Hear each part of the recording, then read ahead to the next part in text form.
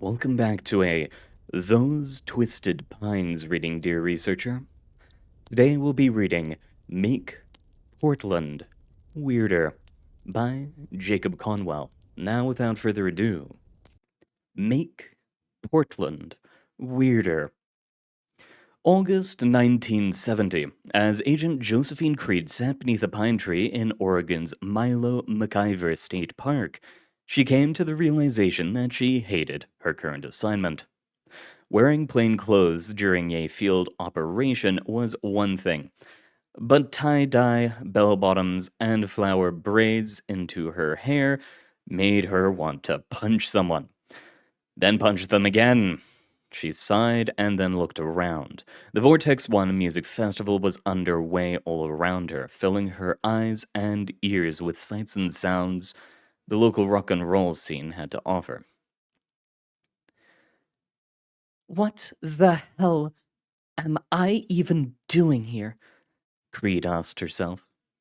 She already knew the answer.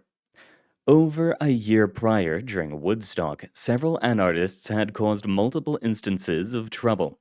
From acid-laced with a compound that made you see your lives in parallel universes, to soaps that made your skin glow various colors of tie-dye patterns. The whole festival was a hot mess of breaches of the veil. At least 3 riots broke out among the performances, and in one instance, an entire stage descended into hell, band and all. It was a good thing drug use had run rampant there, and that drug of choice affected memory, because enough amnestics had been given out to wipe out the collective remembrance of a small city. This time around, however, the Foundation was prepared for the worst. Dozens of field agents like her were sprinkled throughout the venue, with amnestic sprays and other tricks up their sleeves to quickly and quietly squash any anomalous activity as they found it. The sound of a frenzy of applause and cheers broke Creed from her reflection. Looking up, she watched as the Portland Zoo Electric Band finished its set and began to clear the stage for the next performance. She gave a few half-hearted claps of her own as she scanned the crowd for a contact that was supposed to have met her an hour and a half ago, some hippie named Phineas. She had been told that he had the means of allowing her to literally alter the way she saw the universe. She was keeping her fingers crossed for a legitimate bust, and not just another peddler of Schedule Class 1 substances. "You, Jerry?" A man's voice came from behind Creed. Turning her head, she saw a greasy man with long matted hair peering at her from the other side of the trees. Despite the rest of him being dirty, the teeth visible in his grin were immaculate. I take it you're Phineas? She asked. "That's me," he continued to grin. "Marco said you were looking for some special supplies to up your concert-going experience. Said you passed the test." Sure am, Creed replied with a smile and got to her feet. though I didn't know I was being tested at the time. "No one ever does," Phineas chuckled. "That's what makes it so far out. Anyway, you ready?" Whenever you are. Creed twisted a specific bead on her bracelet, sending a signal to their HQ that she was in the process of a potential bust. A small mental ping went off in the back of her head as HQ confirmed receipt of her status. "Righteous!" Phineas then turned and began to walk away from the crowds. "Follow me!" Wait, what? Creed asked. We need to leave? Why? "This place is crawling with suits, sister," Phineas commented over his shoulder. "I'm not stupid enough to bring anything here in bulk when 3 ports is a hop, skip, and a jump away. Come on, if we don't hurry, you're not gonna have your treat in time for the next show. We'll need it. The two wormed their way through the various crowds, the occasional concert goer nodding to Phineas as they passed. Before long, they arrived at the opposite edge of the clearing, Phineas leading them to a large Douglas fir. He stopped and gave a satisfied nod to the tree, then turned back to Creed. All right, Jerry, he said. Here we are. Go ahead and walk around this bad boy 5 times clockwise, then knock on the trunk 7 times. Why? Creed raised a confused eyebrow. You really don't know, do you? Phineas commented with a grin. Oh man, this is gonna be your first time. You're in for a treat. What are you talking about? You'll see. Phineas chuckled and gestured for her to get on with it. Go on, do the walking and knocking. Creed shrugged, sighed, and then proceeded to do as she had been instructed. As soon as she completed the 7th knock, she felt the wind rush out of her as her vision went dark, followed by bright white. Creed blinked and now stood in front of a 3-dimensional shadow of a tree. The summer sun had been replaced by gray clouds and rain. As she caught her breath, she looked around to find herself within a large park, surrounded by the buildings of a large city. There was a dull thud, and Phineas appeared next to her. Welcome, sister, he said with a laugh, to 3 Portlands. What the fuck? Was all Creed could manage in reply as her head swiveled back and forth to take in the change in venue. The city itself was huge. A mixture of West Coast, East Coast, and European architecture dotted the skyline, punctuated by the shadows of buildings she recognized from Portland. A constant drizzle of rain fell from a cloud-choked sky. It wasn't until closer examination that she could tell that the raindrops themselves shifted between numerous psychedelic patterns as they fell, giving the sky a mind-bending coat of color. Within the park where she stood, hundreds of people gathered around wooden stages where holograms of the various Vortex 1 shows played out, some of which had not yet occurred. Their music permeating the park and the city beyond. Despite multiple shows playing at once, their sounds didn't blend. All it took was concentrating on the song you wanted to hear for the rest to fade away from your ears. Creed twisted a different bead on a bracelet, one indicating the discovery of a major anomalous find, but never received the mental ping indicating that HQ had received her signal. Where the hell are we? Like I said, Phineas replied, we're in 3 Portlands. What the hell is a 3 Portland? The space where the Portland, Oregon, Portland, Maine, and the Isle of Portland in the UK coalesce into a beautiful whole, Phineas explained. Think of it as a kind of alternate dimension. A city existing outside the mundane world, a far out town. Granted, it's not always done up this nice. They really pulled out the stops for Vortex. Hell, you should have seen the party they put on for Woodstock. How long has this been here? You got me, Phineas shrugged. Forever, maybe? Creed stared at Phineas with her mouth agape. She had so many questions, but no more words bubbled up from her throat. You need a moment, I can tell, Phineas grinned. But do you mind if we take that moment on the run? My apartment is still, 3 blocks away once we get out of the park. You live here? It's a city. A lot of people live here. All kinds of people, in fact. Artists, writers, scientists, magicians, musicians, cool people. Seriously, though, we need to get moving. Right, of course. Creed gestured for Phineas to lead the way. Without a moment's delay, he led her out of the park and into the city proper.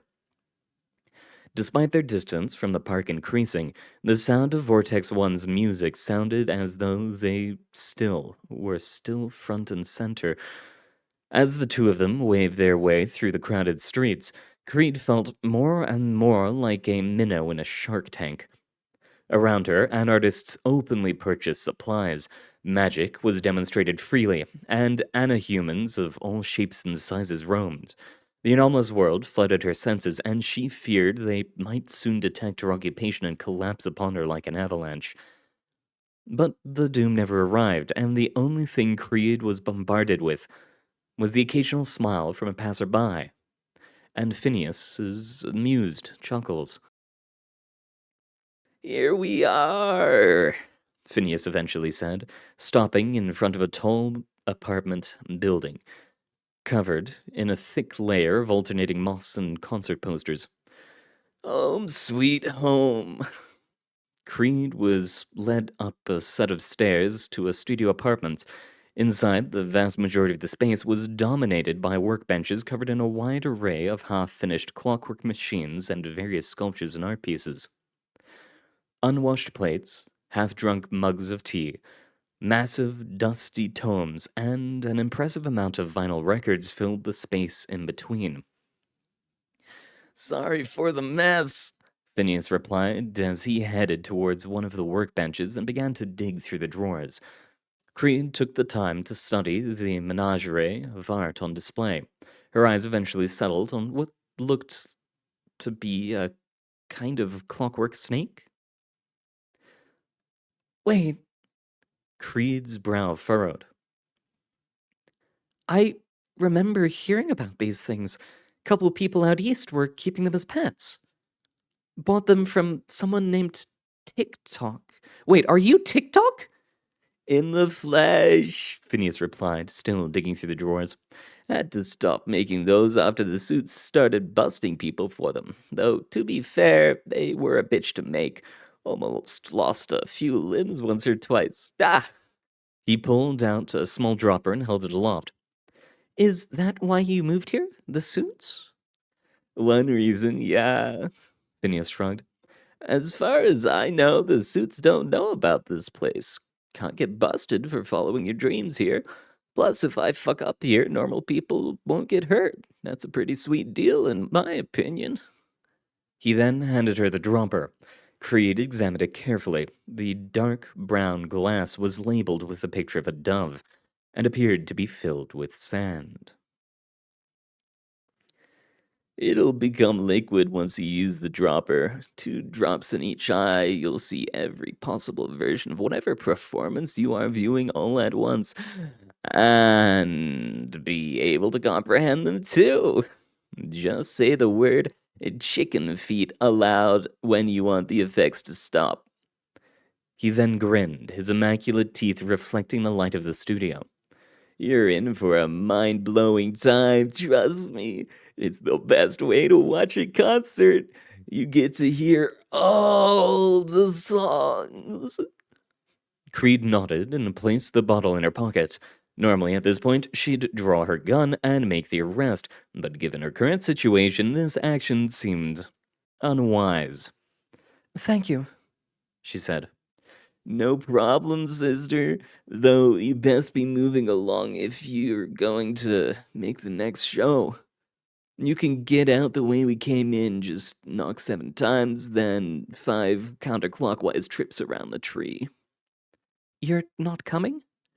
"I've got a few more things to grab before I head back to the real world. You'll be fine. If you need help, just grab someone in the park. They'll know how to help you." Thanks for everything then, Creed nodded. This place is pretty far out. Probably be back sooner or later. "No one stays away for long. You enjoy the show, Cherry." Without another word, Creed found herself back on the city streets, the psychedelic rain still drizzling upon the heads of the busy passerby. It was all she could do to keep from sprinting back to her exit. This was going to be the biggest Foundation discovery since the Wanderer's Library. She remained calm and collected as she disappeared into the flow of the foot traffic. reemerging at the border to the park. There, a man in a long brown coat was waiting for her to arrive. Creed's eyes widened as he smiled and nodded at her.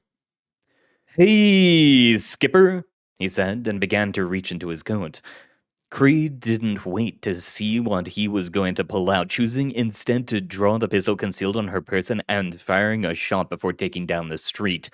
Looking over her shoulder, she could see her shot missed and hit a tree in the park. The crowd of concert-goers shouting in confusion at the sound of the gunshot. The man in the long coat had dove to the side and was now getting up on his feet to chase after her. She zigged and zagged through the crowded streets, her plan to move round to the other side of the park, then cut through to the tree that contained her exit. As she turned the corner, another man in the brown coat leaped at her from a doorway. Creed grabbed him by the lapel and, turning his momentum against him, turned and threw him into a nearby street vendor's cart filled with flowers. As he crashed through the stall, the flower petals turned to hummingbirds and flew away. Creed would have stared at the tiny creatures in wonder, but was too busy sprinting further down the street towards a streetcar, the first man in a long coat close behind her. With the last burst of speed, Creed hopped into the streetcar's back platform and hauled herself on board. "Hey!" the attendant shouted at her as he forced his way through the crowded cars. "Hey, you need a ticket! You can't just hop!" Creed pointed the barrel of her pistol at him and the man fell silent, holding up his hands in surrender. "Enjoy your ride," he said with a nervous smile, and stepped out of Creed's way as she navigated to the front car. There was a thud from the back as one of the men in the long coats hopped aboard. "Open the door," she said to the driver, flashing her pistol. "Ma'am, I can't do that while we're in motion," the driver replied, her eyes looking between Creed's gun and the tracks ahead. "If you want me to stop, I'd be happy to—" Click. Creed pulled the hammer back on the pistol. "Open the door." The driver nodded and pulled the lever. Creed quickly hopped out of the car, tumbling as she hit the pavement to avoid complications from her landing. She waved at the man in the long coat as the streetcar continued to glide along its track. Picking herself up, she then made the final sprint towards the shadow tree that waited for her in the park. As soon as she arrived at the dark pine, she slammed her hand into it with heavy knocks, counting out loud with each blow. Bang! 1, bang! 2, bang! 3, bang! 4, bang! 5, bang! 6, bang! 7. She then proceeded to make her clockwise circuits around the tree, only just completing her 4th lap when she was tackled from behind and slammed into the wet park grass. "God damn it, Skipper!" a familiar voice shouted. "We're on your side!" A badge was pressed into her face. Agent Frederick Gibson, Federal Bureau of Investigation, Unusual Incidents Unit, 3 Portlands Division. "UIU?" Creed muttered. "Are you kidding me? You're UIU?" She then began to laugh. The man helped her to her feet, cuffing her arms behind her back as his partner arrived and flashed his bag to the crowd of concert-goers who had gathered around to watch the spectacle. "Agent Tobias Wood, UIU, move along," he said. With murmurs and shrugs, the crowd soon dispersed. "Come on, let's go somewhere a little more private," Agent Gibson said. Wood nodded, and soon Creed found herself being led to a small clearing away from the stages, where a deserted picnic table awaited them. She took a seat and looked at her 2 new friends. "I got to admit, finding UI useless here is probably the biggest surprise of my day," Creed commented, breaking the silence. "Will you stop calling us that?" Wood replied with a frown. "For starters, we caught your scrawny ass." "Fair enough," Creed shrugged. "How long have you guys known about this place anyway?" "The federal government has operated here since the Hoover era," Wood replied. "I'd say welcome to the party, but the girls already jumped out of the cake, and everyone has had a slice." cute, said Creed. And you never told us about a potentially massive breach of the veil because? We don't need to, Gibson answered. The fact that the Foundation is only just now finding out about this place should tell you how self-contained it is. Generally, this place operates under Vegas rules. What happens in Three Portlands stays in Three Portlands. So what? You guys are detaining me? Creed raised an eyebrow and gestured to her still handcuffed arms with her head. Are you prepared for the fallout of that kind of action? Not detaining so much as stalling, Wood chuckled. We had a protocol for this exact scenario prepped since the mid-60s, when the number of carts and cans in the Pacific Northwest started increasing. Right now, our director is probably on the phone with one of your bigwigs telling them what's what. Oh, they are going to tell us what's what, are they? And why are they going to listen to you? Because if you don't, and treat this place business as usual, you're going to be making your job infinitely harder, Gibson commented. I don't follow? You ever wonder why the Pacific Northwest is so much quieter than other sections of the US in terms of the strange and mysterious? Gibson sighed. It's because most of that activity gets siphoned into here. No need to risk magic and mad science in the real world and risk getting skipped when you can just move to a place where open practice is legal and the norm. You guys come in here and try and contain things. All that activity is going to spill back out again, I guarantee it. You'll only be making your job more difficult. Agent Wood pressed 2 fingers to an ear, then looked at his watch. Then tapped on it. Gibson nodded and removed Creed's cuffs. The Foundation agent rubbed her wrists as she watched the UIU agents take their leave. Anyway, enough Stalin contacts being made, Wood called back. You enjoy the rest of Vortex, all right, Skipper? Try to catch the Jacob's Ladder set if you can. They aren't half bad. Creed watched as Wood and Gibson vanished into the crowds within the park. She sighed and got up, making her way back to the shadow of the tree her and Phineas came in through. As directed, she knocked 7 times, then made 5 counterclockwise circles. She felt the wind get knocked out of her again as her vision went white, then faded black. When her senses returned to her, she was standing in the warm summer sun near the large Douglas fir within Milo McIver State Park. Her fellow Foundation field agents surrounded her, each bearing a concerned expression. Creed, what happened? Agent Stewart asked, taking off his rose-tinted glasses as she looked her over for injury. You hit your major anomaly bleed. Is everything all right? Where's the anomaly? Agent Phillips questioned. She kept one hand on her can of amnestic spray and one eye on the crowd. You completely vanished. Where the hell did you go? Agent Farrell inquired. His head bobbed back and forth as he looked around the tree, as if some great discovery was merely hiding behind it. She held up a finger as she caught her breath. Debriefing, Creed finally managed to say. I need a debriefing. Now. November 1971. Sunny days in Three Portlands were few and far between. From pouring rain to simple overcast, the pure blue of the sky rarely became visible for the city's residents. Even rarer, however, was the sky being clear at sunset, the vanishing sun painting a vibrant canvas of reds, oranges, purples, and yellows across the sky. Agent Josephine Creed sat on a park bench, watching the sun go down. She hummed a tune to herself as a familiar man in a long brown coat sat next to her, holding a briefcase in his lap. Agent Creed, he said as he too looked at the sky. Welcome back to Three Portlands. Someone I met on my first trip here said that no one stays away from here too long, Creed replied. Nice to see you again, Agent Gibson. True words. Gibson nodded in agreement, flipping open his briefcase and looking at the contents. So, you guys are finally starting to keep an eye on the Northwest, huh? Sticking around for a while? Given the potential for 3 Portlands to someday spill out into the real world, we deemed it wise, said Creed.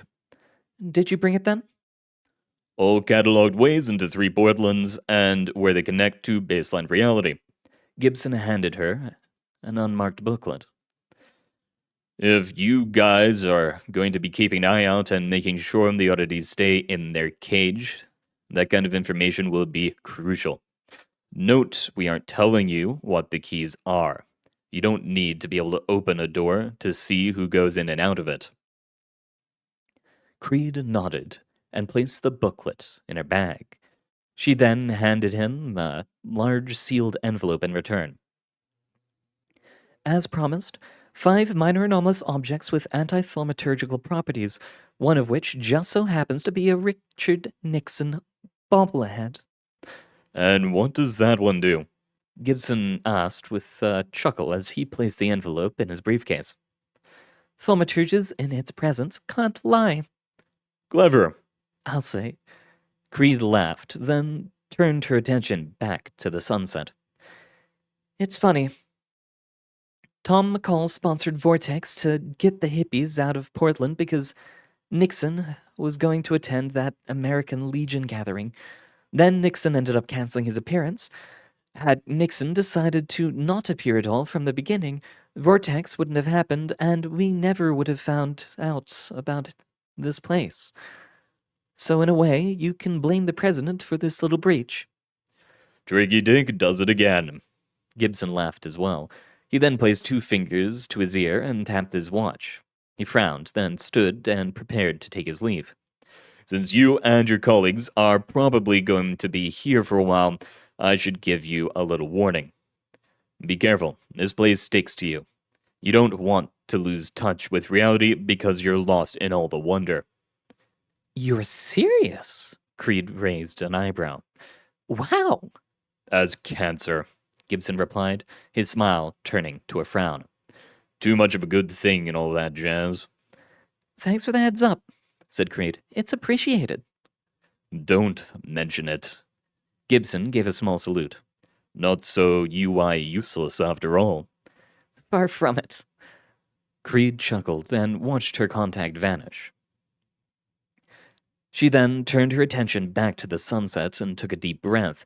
The smell of pine trees and sea salt filled her nostrils. In the distance, a group of people flew through the skyline on broomsticks. Nearby, a friendly-looking pair of young men were putting on a magic show for a group of children. Fantastic figures of light and sound dancing around for the little ones' amusement. Distant music could be heard among the hustle and bustle of people of all sorts enjoying the dying light. Can't imagine why anyone would want to stay here, Creed said to herself with a little smile, then began her journey back to her way. She needed to report in to the new Foundation site with her findings. And that's all the time we have for today, dear researchers. Thank you very much for coming. As always, it is an honor to be able to read for you, especially with this new Twisted Pines canon. But that'll be all for now. Good luck out there. Hope to see you next time and all that. And make sure to get something good to eat. I know at least one of you isn't eating properly.